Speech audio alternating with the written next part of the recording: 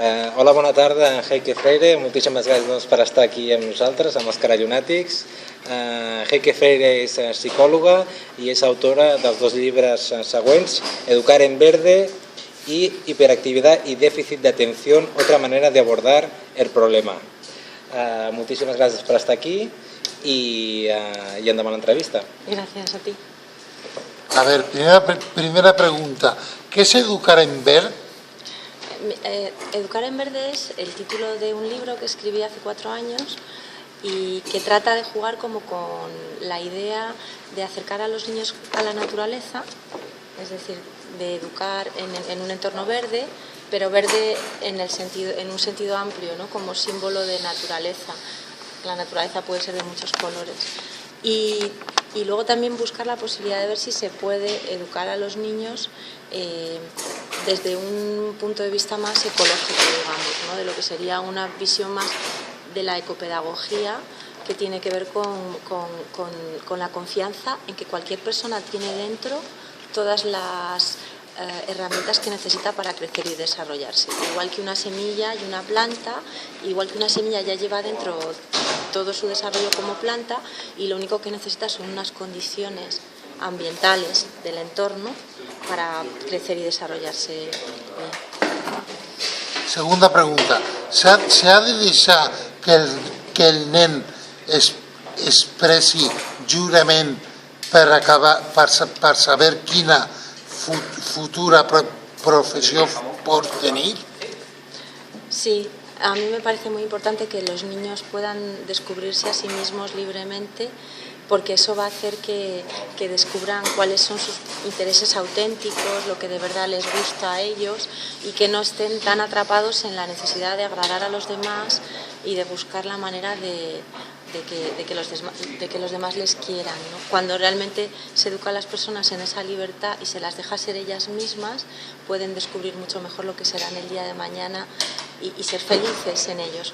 Cuando yo estuve unos años trabajando en Francia y trabajé con personas de estatus sociales muy diferentes, ¿no? Con gente que era obrera y otra que era pues directora general y que había hecho una gran escuela de ingenieros y tal. Y casi todos eran infelices porque no habían podido elegir la profesión que querían. Los pobres porque no tenían otro remedio que trabajar y los ricos porque su familia les había, quiero decir, como su padre también era ingeniero, tenían que ser ingenieros, ¿no? A lo mejor esa persona no quería ser eso, quería ser otra cosa y tener esa libertad es muy importante. Tercera pregunta. ¿De dónde te viene la pasión por escribir? Pues yo creo que siempre me gustó leer y siempre me gustaron las palabras. Siempre pensaba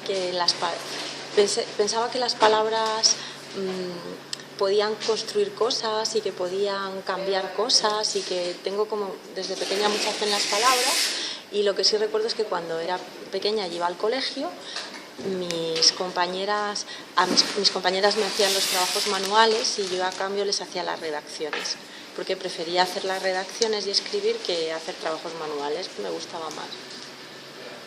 ¿Crees que es positiva las nuevas tecnologías para los niños? Y yo creo que puede ser positiva, pero si se utiliza con medida. El hecho de que los niños y las niñas, especialmente si tienen menos de 12 o 14 años, puedan tener muchos aparatos electrónicos en su habitación y puedan tener libre acceso a esos aparatos, está comprobado que no es bueno para ellos. Un niño especialmente menor de 12 o de 14 años lo que más necesita es contacto con otros niños, la posibilidad de jugar, de moverse, de estar en la naturaleza y no estar todo el día sentado y enchufado a una pantalla. De esa manera no desarrolla sus capacidades cerebrales, ni sus capacidades sensoriales, ni sus capacidades intelectuales, ni sociales, en fin, no se desarrolla de la misma manera. Què us recomanaria fer per apropar un nen de ciutat a la natura? Pues hay muchas cosas que se están haciendo ya, por ejemplo, dentro de la familia, valorar y descubrir los espacios naturales que tenemos en la ciudad, porque en las ciudades también hay espacios naturales, y aprovechar, pues yo qué sé, en vez de comer en casa y en un lugar cerrado, quedar la familia para comer en un parquecito, en un jardín, salir todos los días un ratito a darse un paseo al lugar, al jardín o al patio o a lo que haya, ¿no? Entonces dentro de la familia se pueden hacer muchas cosas, investigar y hacer como inventarios de los elementos naturales que hay en el barrio, que siempre hay árboles. A los niños, por ejemplo, les gusta apadrinar árboles y hacerse responsables de ellos y observarlos, cómo cambian con las estaciones y cómo crecen, y los bichitos, porque incluso en las grandes ciudades hay bichitos, hay por todas partes bichitos. Entonces, que los niños puedan abrirse a esa convivencia y a esa sensibilidad es muy importante, porque normalmente no los vemos, o si vemos uno lo matamos y lo dejamos fuera, ¿no? Dentro de la ciudad también hay vida, y es favorecer todas las oportunidades de conexión con la vida.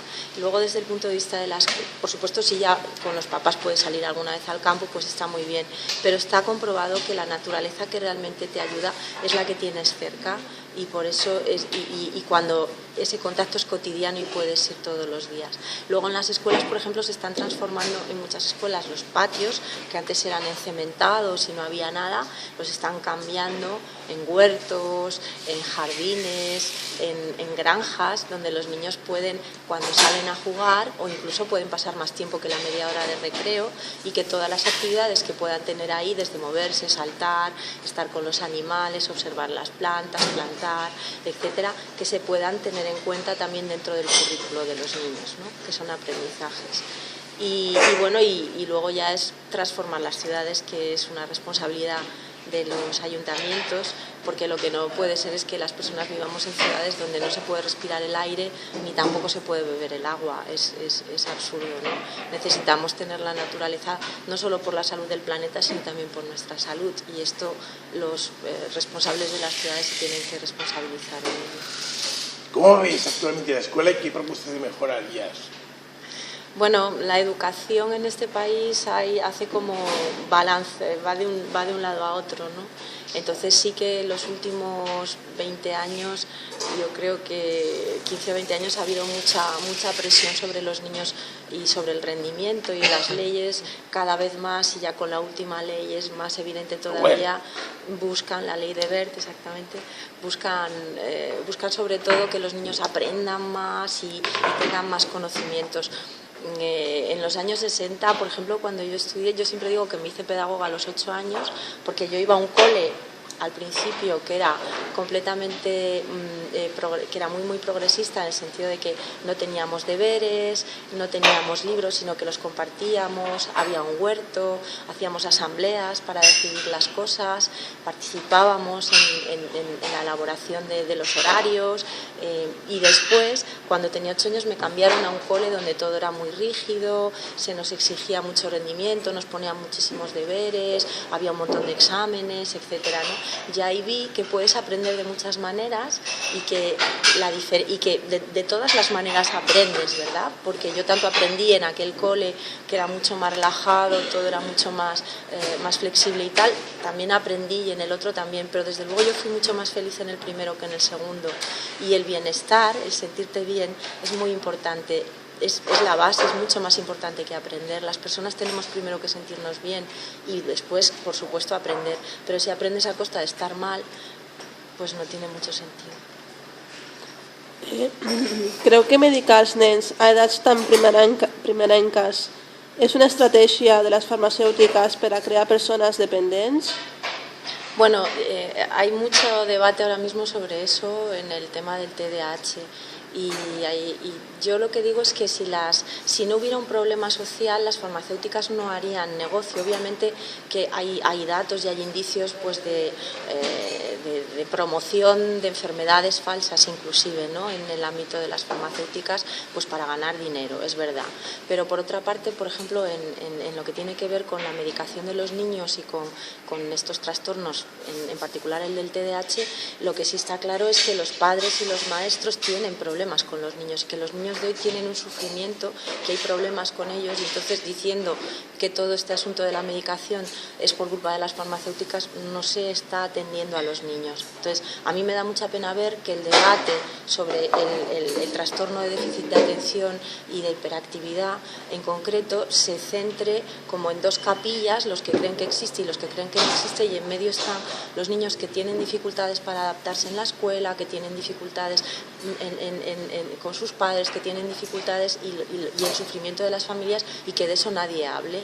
Yo personalmente no creo en la medicación, no creo que sea un trastorno genético tampoco, pero sí creo que hay problemas y que deben resolverse no medicando a las personas, sino cambiando los entornos donde esas personas están para que se adapten mejor a sus necesidades.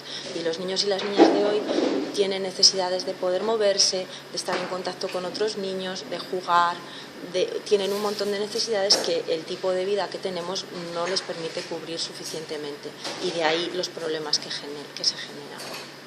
Entonces cambiemos eso.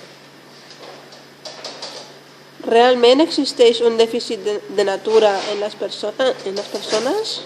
Bueno, esto también, como los psicólogos, yo estudié psicología también, pero soy un poco atípica porque también hice filosofía, pero a los psicólogos les encanta hacer etiquetas y diagnósticos. Entonces, efectivamente, la primera persona que propuso la palabra déficit de naturaleza fue Richard Louv, que es un periodista americano que escribió un primer libro que se titulaba El último niño en los bosques, y donde hablaba un poco de la falta de contacto con la naturaleza entre los niños de hoy.